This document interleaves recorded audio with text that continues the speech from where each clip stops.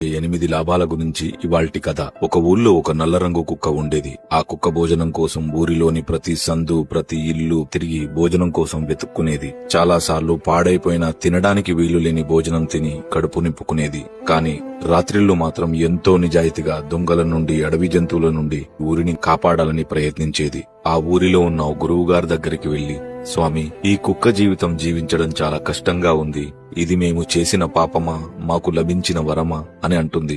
దానికి ఆ మహాజ్ఞాని, పిచ్చి శునకమా, నీకు లభించిన జీవితం శాపం కాదు. దేవుడి ప్రకారం మనుషు సంపాదించిన దాంట్లో మొదటి ముద్ద గోమాతకి, చివరి ముద్ద శునకానికి రాసిపెట్టి ఉంది. మూర్ఖపు మనుషులకు అసలు కుక్కలకు భోజనం పెట్టడం వల్ల ఎన్ని లాభాలు ఉన్నాయో తెలిస్తే అందరూ అదే పని చేస్తారు. అవి ఏంటో చెబుతాను విను.